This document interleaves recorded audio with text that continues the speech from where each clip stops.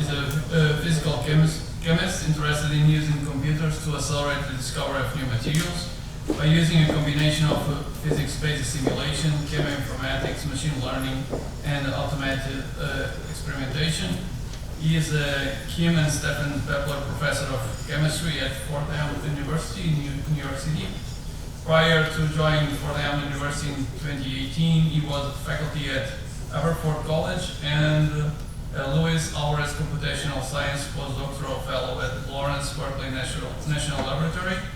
As a faculty member, he was receiving awards including Dreyfus Teaching Scholar Award, US Department of Energy Visiting Faculty, and a Fulbright Scholar Awards, as well as Distinguished Research and Teaching Awards from Fordham University. He also is an associate editor for Digital Discovery, published by the Royal Society of Chemistry. And Professor Joshua will talk us about can AI guide the synthesis of new material. Okay, great. Well, thank you for that introduction. The challenge of coming late in the day is that you have to build upon all of the previous talks. And so I want to, in this talk, really try to loop back to some of the themes that we heard about in the first talk of today, but also touch on some of the other themes, and in particular the use of active learning as a strategy. What's going to be different, though, is that I want to focus on how we can use machine learning specifically to aid the types of processes and research that we do in a laboratory setting. So that's the premise here. And so the general problem that I want us to consider is how do we actually make a new material sample? Suppose that we use one of the machine learning methods that we've heard about in the earlier talks, and we've got a great new idea for a battery material or a solar energy material. But ultimately, we have to make it in order to unlock that value. And so really we can think about this problem perhaps in the lens of a prediction type problem, where we are given a recipe. It consists of some ingredients, for example, different choices of organic and inorganic reagents that we might use, their quantities, and the conditions under which we perform this reaction. And so then, something mysterious happens, something occurs, and we want to predict what the outcome of that reaction might be. And one could think about this as really being sort of like a hierarchy of different types of reaction outcomes. Perhaps at the kind of base level of that hierarchy is just whether a reaction occurs at all, right? Is this even something that is thermodynamically feasible? But then we might think about conditions that relate to processes associated with both the thermodynamics and the kinetics of the process. For example, producing a large, high-quality single crystal of the desired phase. We might also be concerned with properties of the material. For example, will it be stable under atmospheric conditions? What types of optical properties might it have? Perhaps this is a material which can adopt different polymorphs. What type of structure might it have?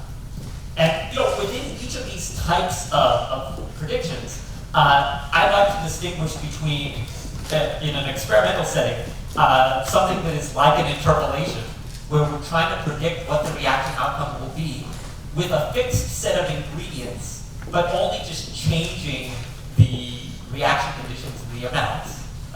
We call that interpolation.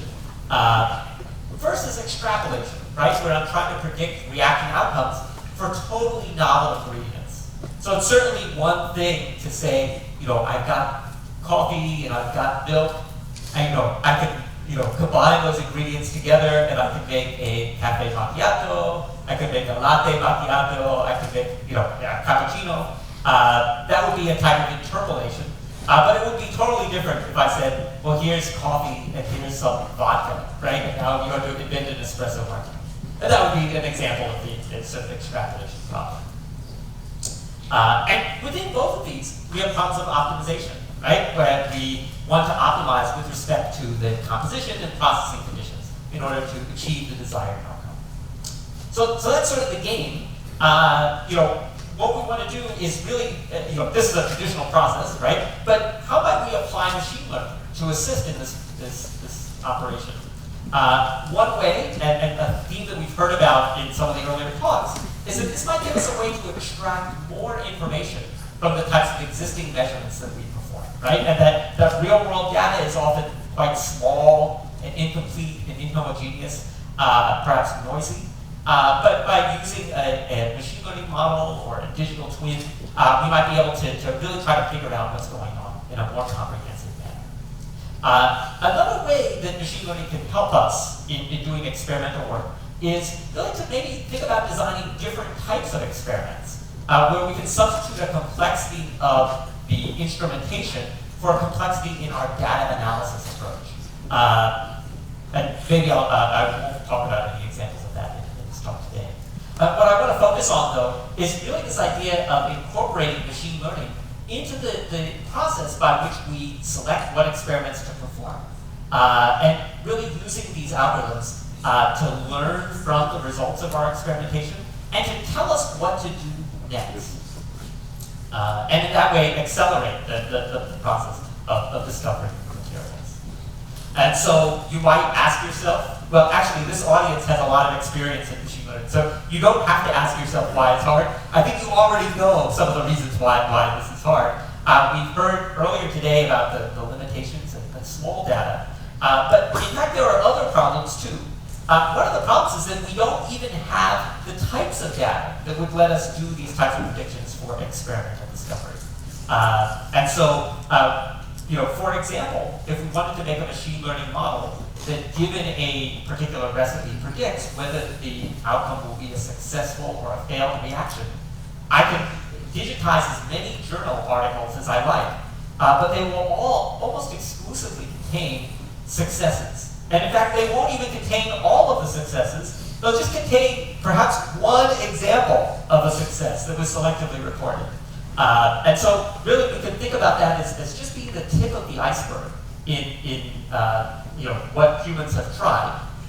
If I naively give this to my machine learning algorithm, it will say anything that I do should be a success. And that's clearly not the case that we see in the laboratory. And so this was actually kind of an initial foray into thinking about these problems of machine learning. My collaborator, Alex Norquist, is a synthetic inorganic chemist. And we were talking at lunch one day about wouldn't it be great to use machine learning to address this problem. But of course, where do you find these failed reactions? So what we did, a strategy that we've heard about earlier today, is we paid a couple undergraduate students to go through a decade's worth of old laboratory notebooks and transcribe those into digital form. At the end of their labors, we had about 5,000 reactions, and we built very simple machine learning models. We heard earlier today about support vector machine type models. Using the support vector machine model, we could make recommendations for reactions to perform. And so what we did is that we paid about a half a dozen other undergraduate students to spend a year running reactions to test what are the strategies that an expert chemist would use to design a reaction, and what are the strategies that our machine learning model would give. And then let's actually test these in the laboratory and see what the success rates are. What we found was that our machine learning model, as simple as it was in fact better than the expert chemist at designing these new reactions, as validated by the laboratory experiments. And of course, you can dig into this model and try to interpret what's going on, try to come up with hypotheses for what the model is doing, and that gives you something that you might be able to test. But what this shows us is that the problem that we face in experimental data is not only just that the data is small, but that it's not complete, right? And in the sense that it's missing these sort of fundamentally important aspects. However, there are other ways in which the experimental data sets that we have are not good enough for us to do the types of machine learning that we would like to do. A few years back, I was trying to develop a generative model for designing reactions that we might perform. And I thought that I had a bug in my code. Somehow, the generative predictions all looked more or less the same. It didn't seem like they were sampling the range of pH and temperatures and times that I would hope that they would do. In other words, they were just sort of stuck in a rut. And as we looked more closely at this problem, we realized it was not a a bug in the code. It was a bug in the data, right? Both in the unpublished laboratory notebook data that we had, where we had a sampling of the different reaction conditions that had been used. But this is also something that you can see in published databases. For example, the Cambridge Structure Database. We looked here at a class of amine templated metal organic compounds, just because that was the chemistry we were working on. But what's really nice about this is that these are compounds that consist of an organic building unit, an organic amine, and inorganic building units. They've been made with inorganic components across the entire periodic table. People have explored this now for 70 or 80 years. And what we found was that just a small minority of the organic building units comprise a vast majority of the reported compounds. Now, there could be good reasons for this. It could be that some of these just are more propense to form large, high-quality single crystals. Right? We're looking at a crystallographic database, after all. It could be that some of these choices are less expensive, right, or readily available. It could also be that perhaps some of these are easier to use, right? They may be more environmentally friendly or easier to handle in the lab. Similarly, for the distribution of reaction conditions, right? There might be good reasons that you want to perform a reaction at a certain temperature and not at some other temperature. And so what we did is that we paid a dozen students to run hundreds of randomly generated reactions where we sampled over possible reaction conditions and pHs, concentrations, pH, and so on. And we also did database searches to try to find commercially available, inexpensive organic amines that had never appeared in the Cambridge Structure Database. And so if you perform just a random reaction with these unpopular, or even amines that are totally absent, versus the most popular ones, it turns out that there is no difference in their propensity to form high-quality single crystals. Right? This averaged over 10 trials for each of these. So, you kind of gets by after a while. Similarly, randomly sampling over the reaction conditions showed that there was a much broader range of pHs and concentrations under which large, high-quality crystals could form. And so really the types of biases that we see in the publication data set or even in the types of experiments that humans select really has nothing to do with nature and all to do with humans, right? I mean, you kind of dug into that a little bit more. But where this affects machine learning is that by using data sets that have this sort of human-generated or anthropogenic bias, we're really sort of limiting our machine learning models. Many of the experiments that you kind of see in these human-generated data sets just vary one variable at a time. And so in these high-dimensional spaces, it's sort of like you're just sampling a line where you change one parameter. And so many of the interesting experiments are actually at places in between. And they're just very far away from any of the data points in the data set.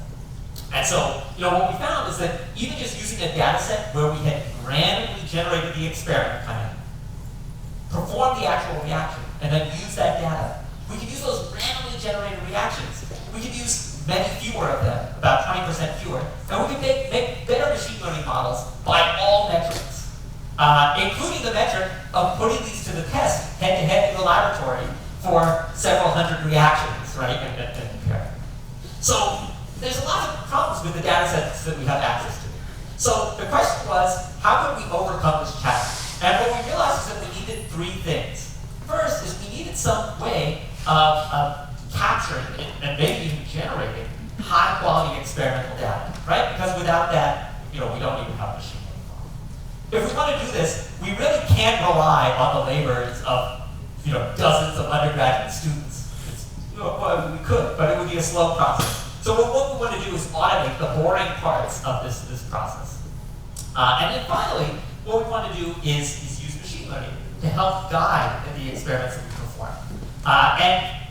It's still not clear whether this is a good idea, or at least it wasn't clear when we started this project. So we wanted to also build in a lot of checks to be able to really convince ourselves, but also convince the broader community that this is a valuable strategy. And so with these three pieces of experimental automation, data capture and storage, and automated decision making, we're really in a position where we could sort of have a closed loop system, right, that would perform our materials experiments. Or at least we would have prototyped different pieces of that. So, let's see how we can overcome that challenge.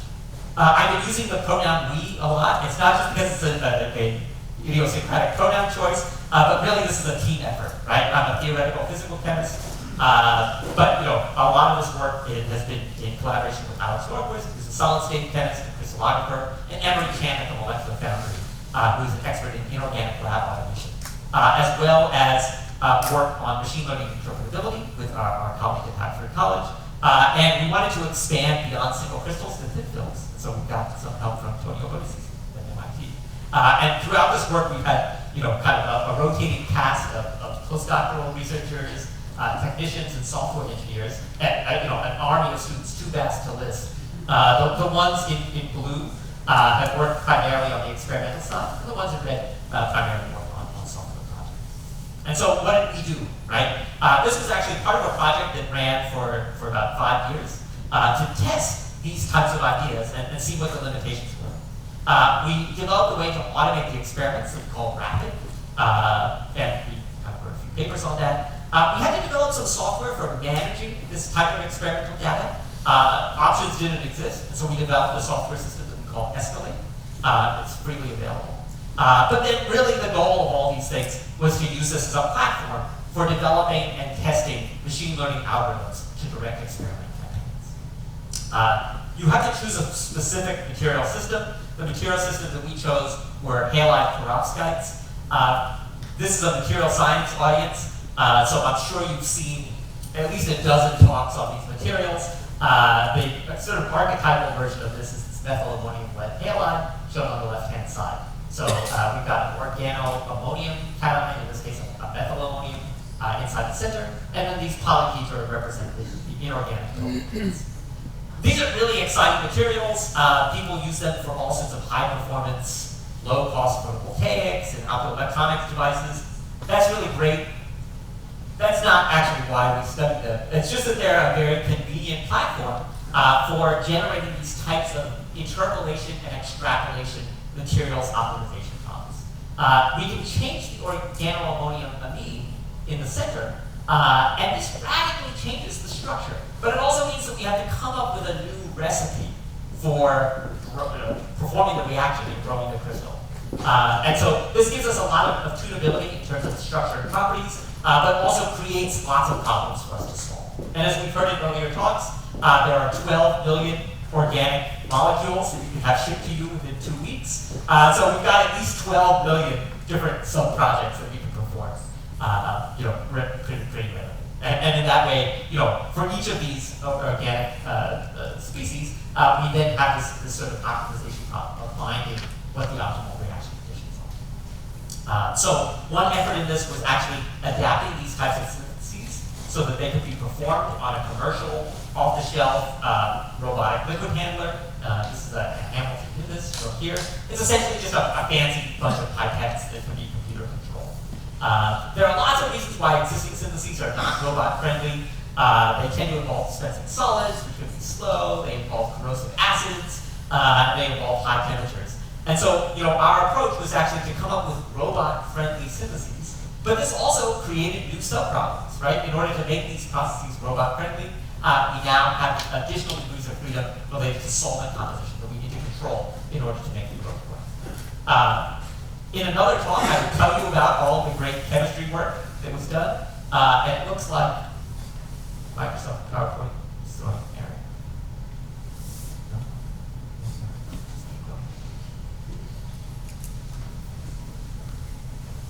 There we go. All right. There are a few videos on this slide, which maybe is causing the laptop to fail. In any case, we developed a few different syntheses for this. Approaches based on inverse temperature crystallization and anti-solvent vapor diffusion. We generalized that, in fact, actually to even handle copper halide perovskites, and then the thin film work with Tony O. Again, the idea here is that these are all just different ways that we can perform reactions. They go from things that are like, sort of basic research of growing very large, high-quality single crystals that we can do property measurements on, to things that are more device-like. And the anti-solvent vapor diffusion is somewhere in between.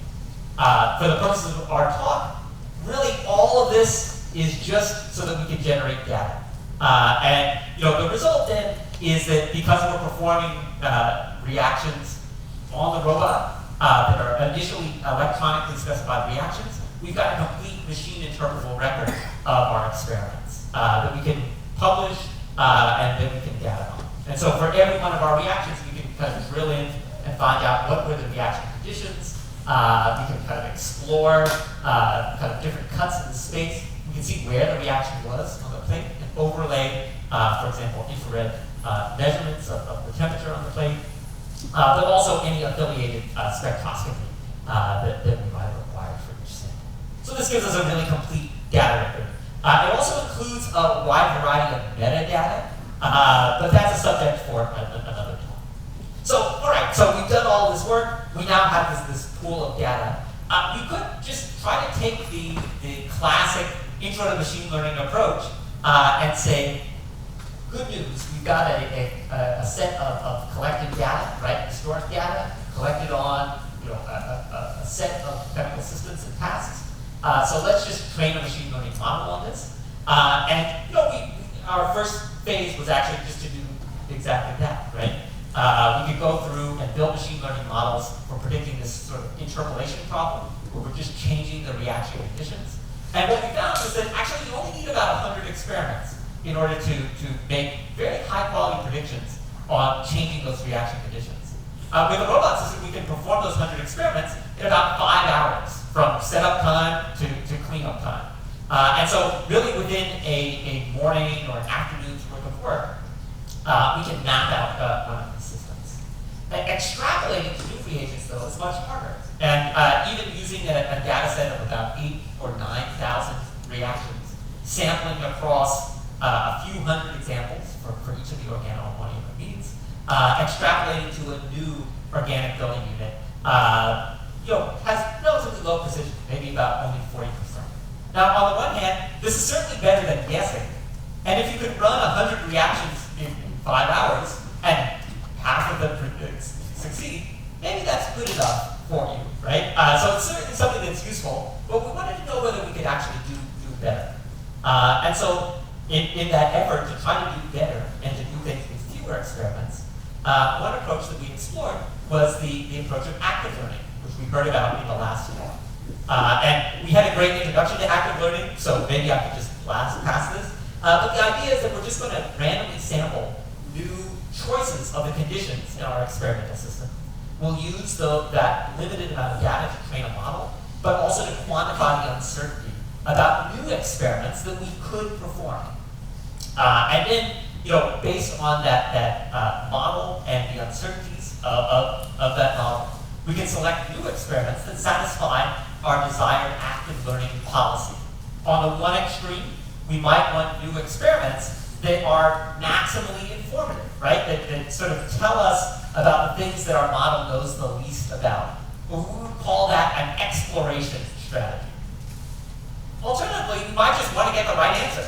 And so in which case, we can take an exploitation strategy and just say, what are the things that you're most certain will give you a good outcome?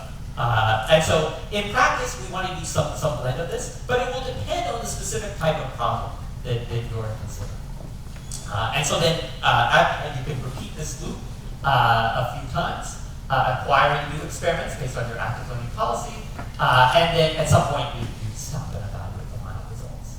So we did this in the context of a morpholinium lead iodide system. This is a kind of a completely new set of crystal phases for these systems.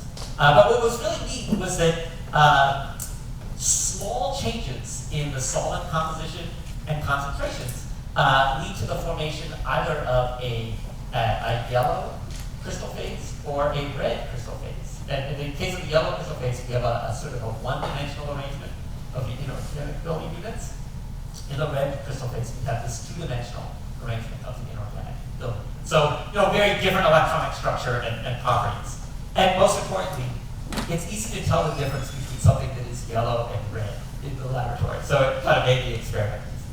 But in this problem, we've got 6 different input variables, right? Composition of organic, inorganic, and acid.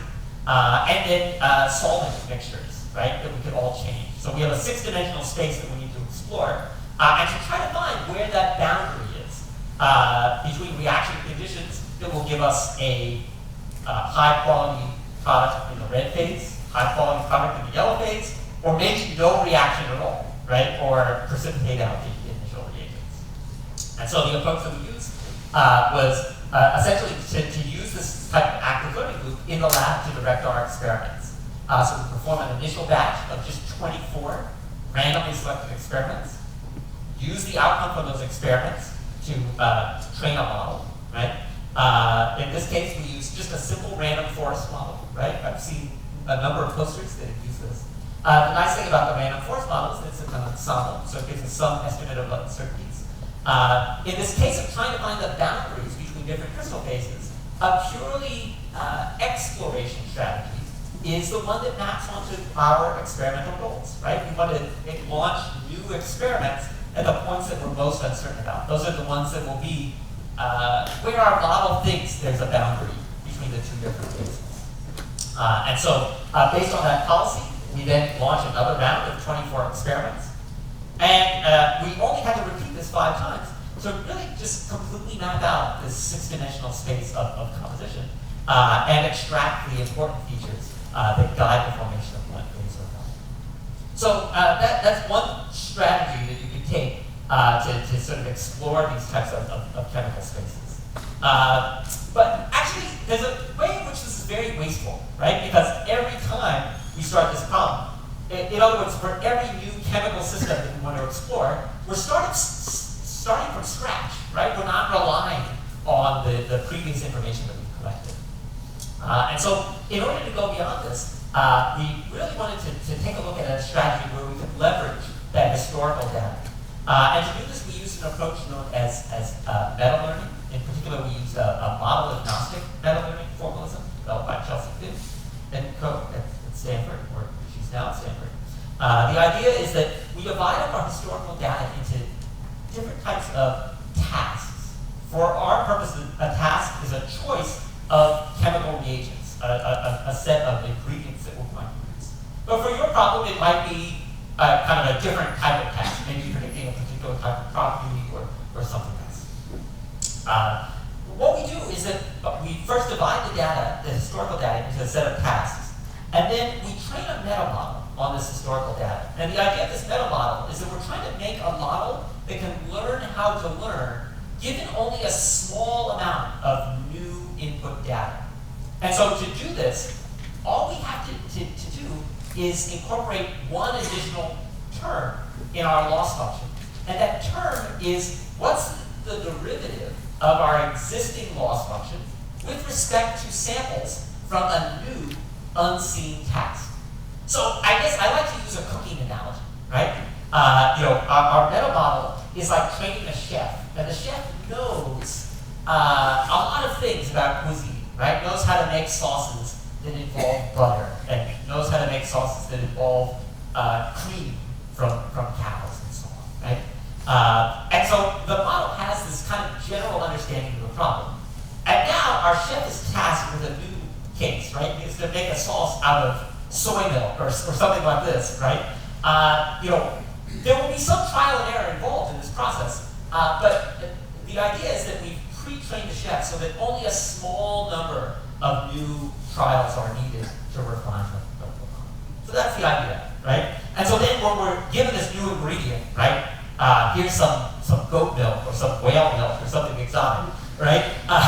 We can update the model with just a small number of data points for that new task, and we're done, right? There's also an active learning version of this that is known as platypus. It's probabilistic latent something or other, but actually the authors admit that they just wanted a cute acronym called platypus, right? And so they made up words that would fit. But essentially we can insert an active learning loop into this process. So we quantify uncertainties, we use that and define a policy, and we repeat the process a few times. And so what's really neat is, actually a few people have used this type of meta learning approach in chem informatics. As far as we know, nobody had actually tried this in the laboratory. So we were crazy enough to try it in the laboratory. We did a bunch of back testing because we computational tests. But then we actually went into the lab and tried this on 4 different ingredients, repeated it twice, right, just to see what happened. And what's really neat is that we can pre-train the meta model on our collection of historical data, right? Something that could be generated by the research community, something that could be generated at some centralized facility. And then this fine-tuning process only requires 10 or 20 new experiments. And so maybe this is a way for researchers that don't have access to a lot of automation and are not going to run hundreds of experiments to just perform the 10 experiments they need, but using the information that has been gathered by the community so that those 10 experiments are the most informative. Well, I wouldn't be telling you about this if it didn't work. It outperformed all of the other kind of standard active learning type models that we tested against, both in the computational back testing and also in the laboratory. And so you can kind of read about that in this paper. But we had so much fun doing this that we said, why don't we hold a competition, right? And so I've been using all these cooking analogies. We call this the perovskite bake-off. Just don't get the spoon, right? The lead is pretty bad. But what we did is we invited external teams to submit their algorithms to remotely drive the robots. And so that's described in this Chem Archive paper. But we had 11 different kind of algorithms that were being tested. Some teams submitted 2.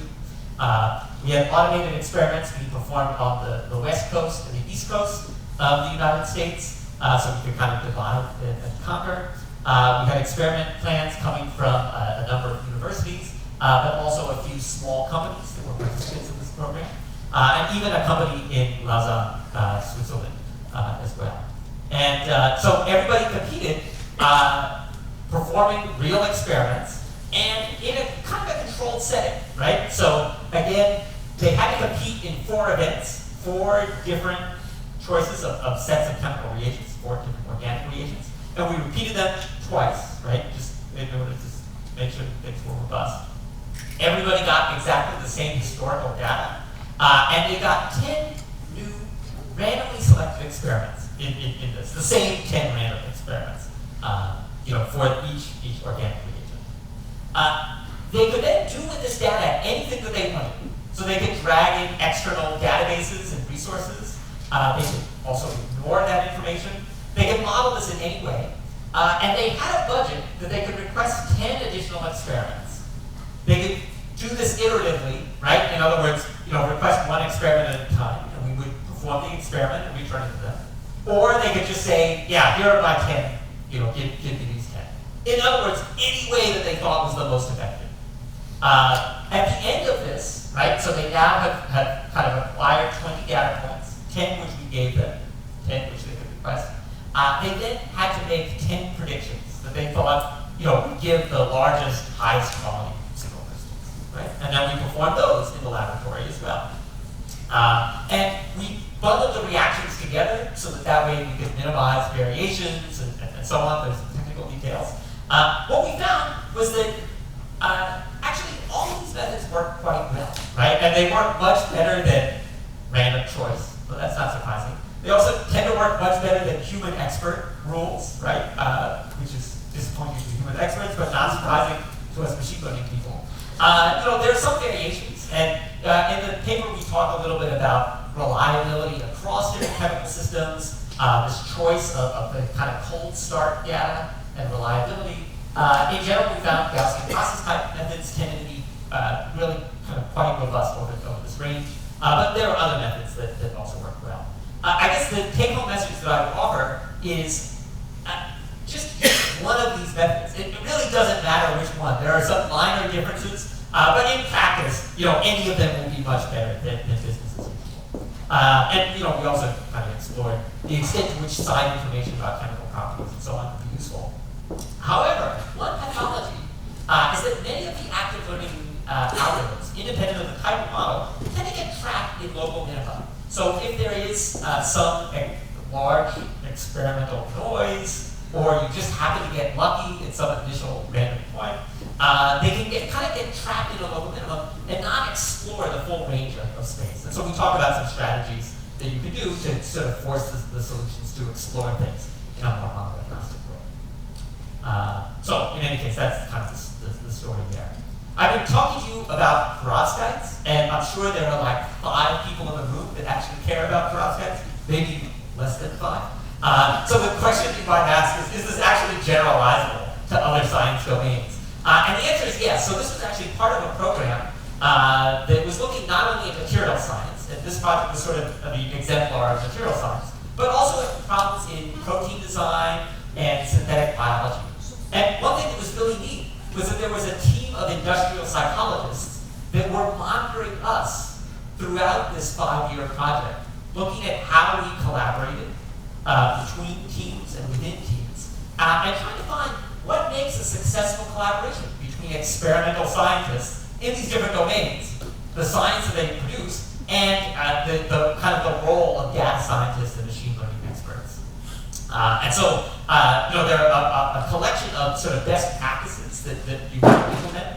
I think some of the highlights are really the importance of developing a shared language between the scientific domain experts, the modeling teams, and the software engineers that are building all of the supporting infrastructure of the project.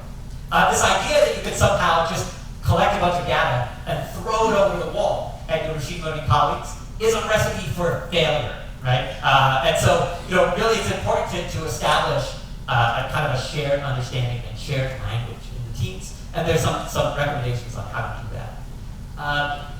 Automation is also really cool, and there are many efforts across the world at building these kinds of self-driving laboratories or autonomous laboratories. There are also many situations in which automation actually slows you down, right? And so we'll talk about some of that in this review paper. But really the take-home message is that, we can quantify, across these different types of problem domains, right, of materials, protein design, synthetic biology, sort of increases in the productivity of the scientific workforce, and also how we were able to drive the increasing complexity of the experiments over time. Okay, so that's kind of one demonstration of generalizability. We've also been working to try to generalize this approach to other types of problems. I'll give you just a kind of a few highlights. This is one where we were trying to select ligands for nanocrystals. In this case, these were cesium lead iodide halide nanocrystals. But those of you that are familiar with the nanocrystal world know that organic ligands are often added to improve the stability of the nanocrystals and improve the photoluminescence quantity. And so if you try to read the literature on this, it is voluminous and it's largely ad hoc. People try all sorts of crazy things. Some of them work, some of them don't work, and they tend to be clustered around certain limited types of chemistry. It's also really kind of complicated, right?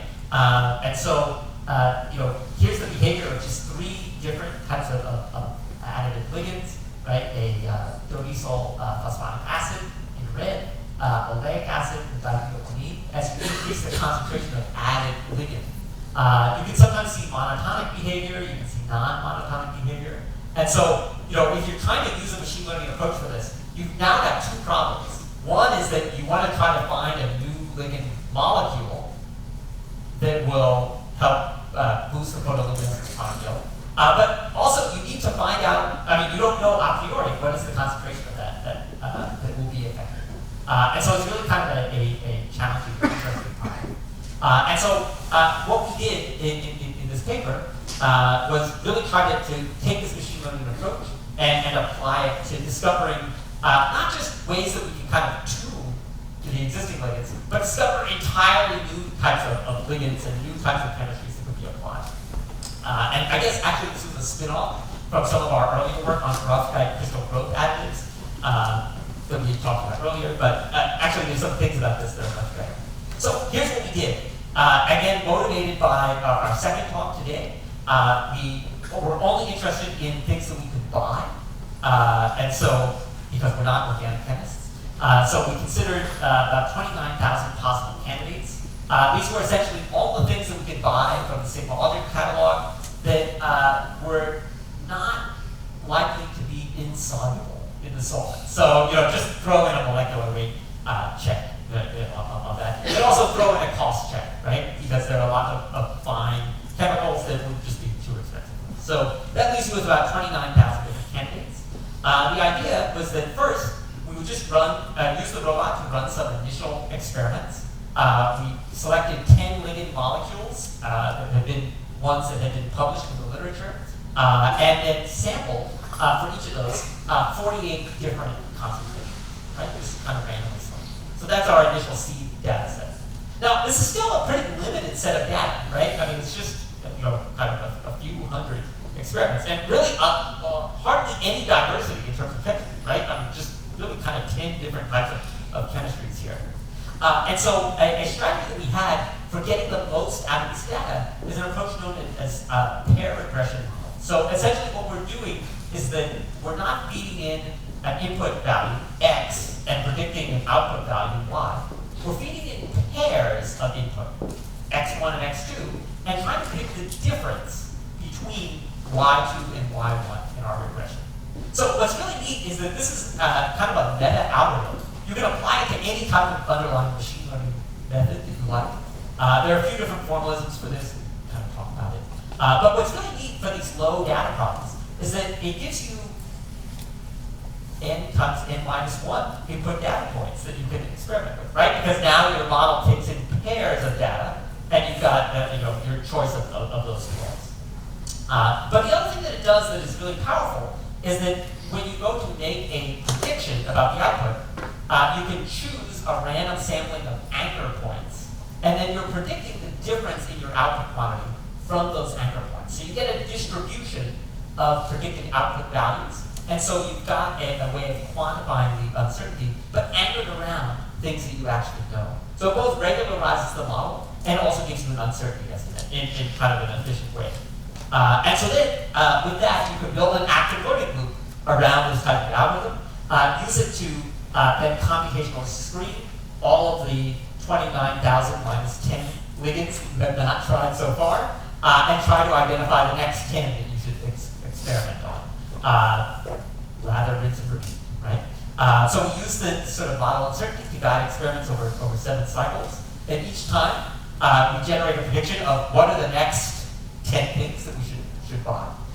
It turns out actually a limitation is that even though we made recommendations for 10 things that we should buy, and we bought those 10 things, some of them were not soluble enough to actually run experiments. So in practice, actually, we had many fewer than 10 each cycle.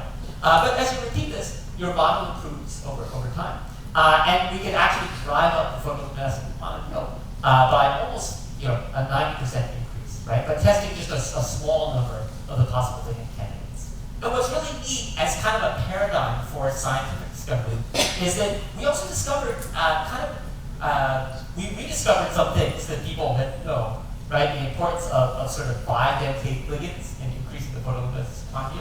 But we actually found different classes of functional groups that could drive this up that had never been explored. In fact, actually, most of these molecules had never been explored for kind of nanocrystal ligands. So really, we're kind of uncovering the new types of scientific ideas in this process, in addition to optimizing some bigger effect. You can also couple this with counterfactual explainability models, and this allows us to pose what-if questions to our model. So we can ask, well, what would happen if I were to change this type of functional group into another functional group? And in that way, try to extract some interpretable hypotheses about this. So that's one example. Another example actually is, again, this kind of idea of optimization. This is a project in collaboration with our friends at Los Alamos Laboratory on developing new processes for nuclear fuel reprocessing. And so the idea is that your used nuclear fuel still has a lot of useful uranium and plutonium that's present. And if we had ways to extract that in an environmentally efficient way, this could kind of help nuclear energy dissipation. So there's kind of a wide class of different types of ligands that are used for this solvent-solvent extraction. Really our idea here was, given some new extracted ligand, we want to optimize the extraction conditions, right? The concentrations of the metal on the ligand, the pH, the temperature, the background nitrate concentration, for example, to maximize the separation of uranium and plutonium, right? And so the approach here, again, was kind of like the other examples that we had, right? We wanted to have some data, right? We kind of went through and and then use this data to run computational backtests to try to figure out what were the right hyperparameters in modeling the data. And in this case, really kind of using one of these Bayesian optimization Gaussian process regression models made the most sense. And we can kind of tune the parameters on this historical backtest. And then our friends at Los Alamos have a robot that lives in a radioactive lab, right? They can do radiochemistry, right? They call it the super separator. This is Yufei Wang, who's the experimental lead of the project, and this is kind of looking into the robot. And so we use this to actually perform 6 rounds of a thorium extraction guided by this algorithm, right? Now, why use thorium? It behaves pretty much like plutonium, but it's way less toxic. It's still radioactive, but it's just less bad in the scheme of things. So it's just kind of a standard, standard for plutonium. What we found was that actually we could identify conditions using this approach that use much lower ligand concentrations than the best separations that we can find in the literature, right? And so why this is useful is that it minimizes the secondary waste in the process, which is a big driver in the cost of these types of schemes. And so really this is in some sense kind of like the proof of concept of a subroutine that we can use as we go forward and then use machine learning approaches to design new types of ligands. Because for each new ligand, we then have to perform this type of optimization. So again, just sort of giving you some examples of how these techniques might be used in a wide array of experimental problems. I think I've got pretty much 5 minutes or so. Okay, great. So I guess then, having told you about all these successes, I'm going to tell you how all of this is really kind of boring, right?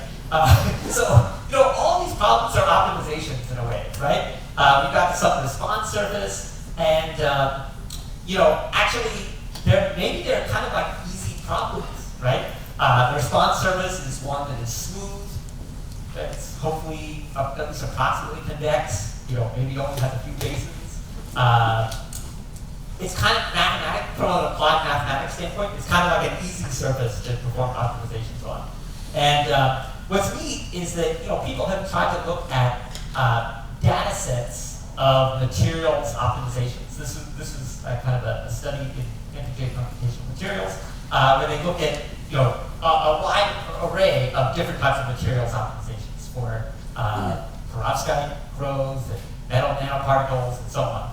And interestingly, what they found was that in all of these problems, right, where people had used ML to optimize the materials property, you could find some low-dimensional smooth manifold that described the response surface, right? Even something as simple as principal component analysis, but might do that. So there's a way in which, if you found the right low-dimensional space, all of these are these kind of mathematically easy problems. So these are the things that people have published on. Then you say, what are all the problems that people have tried to use machine learning on and have failed at, right? And hence not published on. Or what should we be thinking of instead? So, one way to think about this is I guess what I like to call exceptional materials, right? These kind of like really strange and problematic things, where maybe you have some unusual trade-off between properties or some kind of unusual combination of systems. Just to kind of maybe draw a cartoon of something that might be relevant. Again, just for purpose of illustration, you could try to look for negative Poisson ratio materials in the materials project.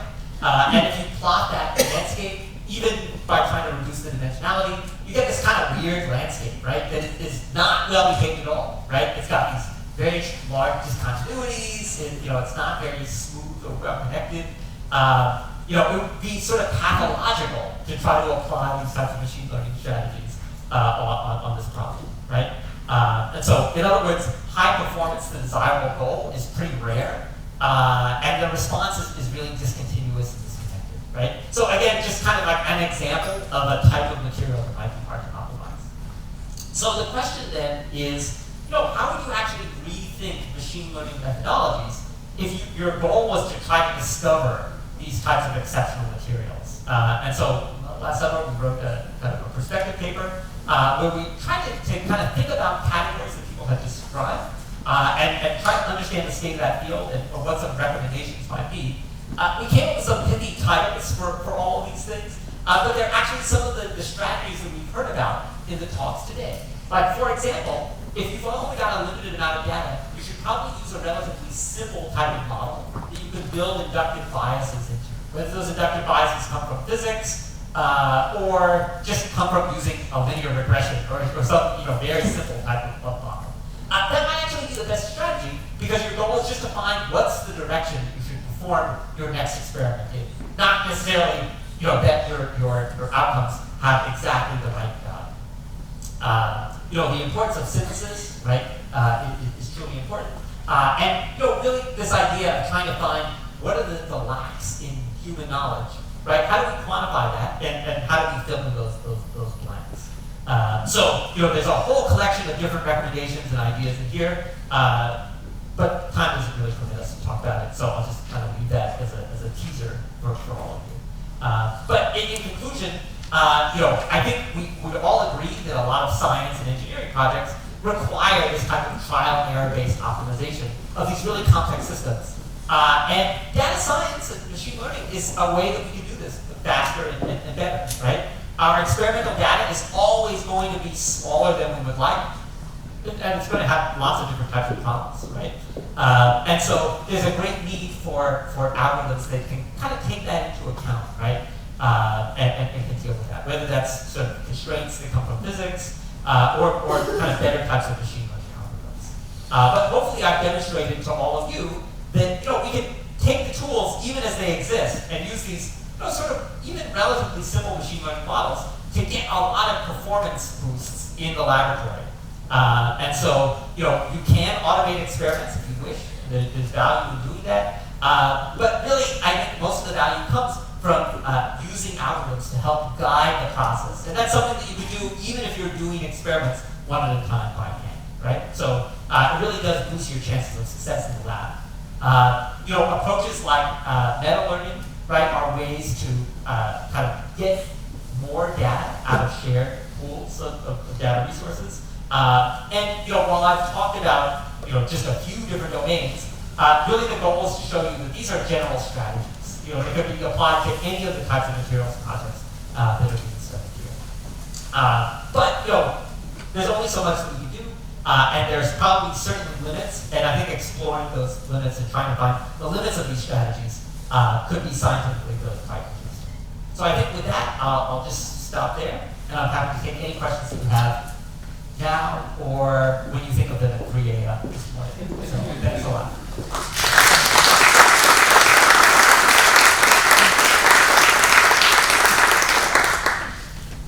Thank you, Professor Joshua, for the interesting talk. Any questions?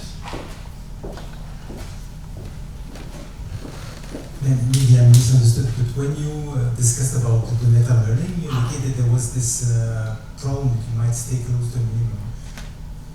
Does that take into account that the exploration, precisely because the exploration should bring you in completely different places? Yeah, that's right.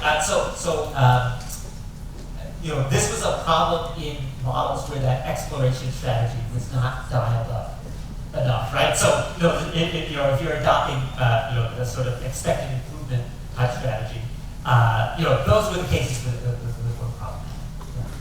A purely exploratory strategy would probably not get stuff, but it might not be what you are trying to achieve. Yeah.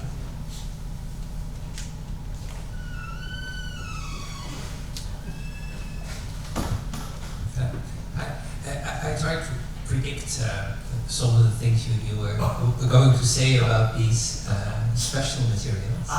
And one of the things I was thinking you would say, from if you make a machine learning model with a lot of with an uncertainty quantification in there, would you not get a hint for something special is going on if you have a large uncertainty where your model is basically saying, I haven't seen this before? Yeah, right. So I missed it in your list. Yes. Oh, well, actually, it's there, right? Good. Create room and look for the unexpected, right? So finding those types of anomalies, right, or kind of anomalous results, might be a kind of a way to implement what you're suggesting, if I understand. Okay, I make a model with uncertainties. Yeah, that's right. Make a model with uncertainties, and then if you identify points that have unusually large uncertainties, that might be something more interesting to look at. Yeah.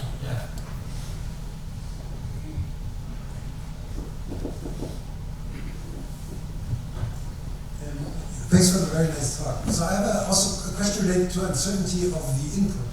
So I guess in general you could, when you do this kind of exploration, repeat experiments and get some notion also of the experimental uncertainty. But of course then you're kind of wasting part of your budget in repeating experiments. So how is this generally treated? I mean, I usually don't work with experimental data. I know that the algorithms can use that information, but is it worth putting it in? Yeah, this is really interesting. Often, what I found is that boils down to a political choice with your experimental collaborators, who are very used to this idea of, I'm going to perform experiments in triplicate, because that's what I've always done. We've actually tried both the strategy of just do every point once and let the model learn uncertainties, and the strategy of, okay, you want to do the experiments in triplicate, let's do the experiments in triplicate. I think it's certainly much more efficient to just do each experiment once and let the model solve for the uncertainty for you.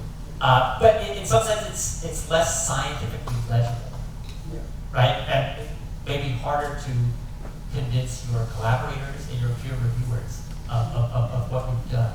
Kind of another general strategy that we found to be useful is, at least in the initial stages of the experiment, to perform those replicate experiments, to quantify uncertainties and prove that the model is reproducing them. And then that is often enough to convince people to drop that process later on. So I guess the answer is yes, it would be best just let the model learn the uncertainties. And that should theoretically work well, and in practice it often works well. But that's not often what people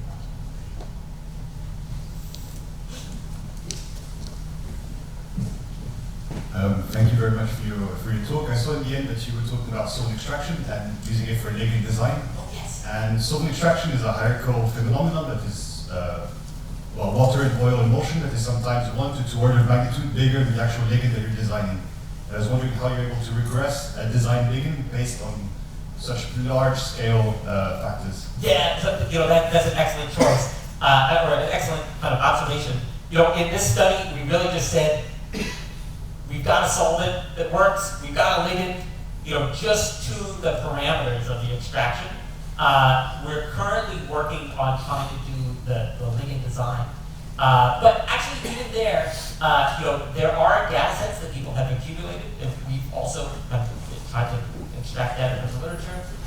You can build models that incorporate solvent, that include co-solvents. And one of the things that we found as we've been doing these experiments is keeping track of conditions, for example, where things oil out, right, or form third phases. We can predict that with some success, but that's still at a very early stage. So yeah, I mean it's certainly something that's very important. We're not quite there, but it's something we want to push on over the next year. Thank you very much. Yeah. Any other question?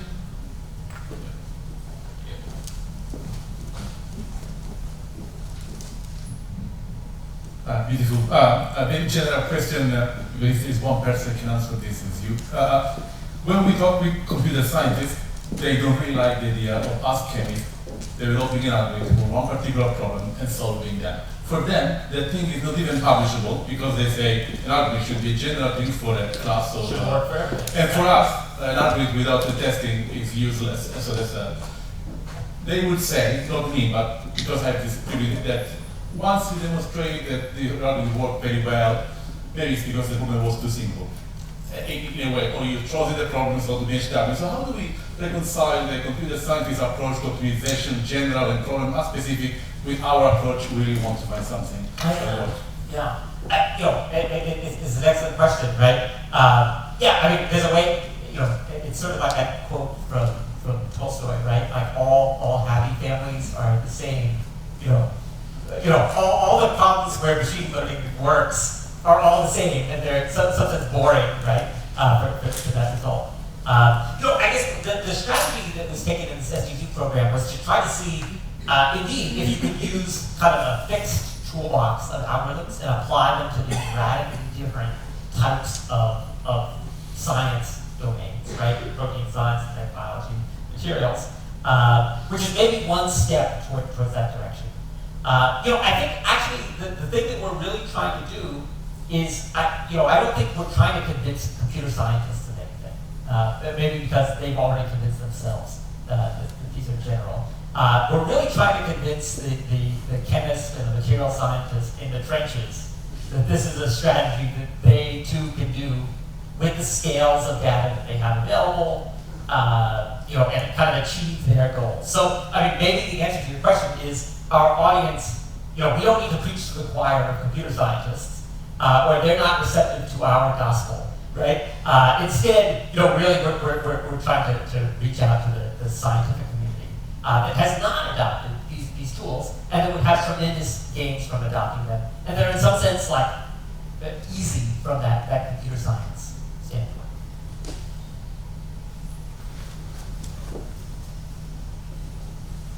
One last question. If not, let's thank to Professor Joshua for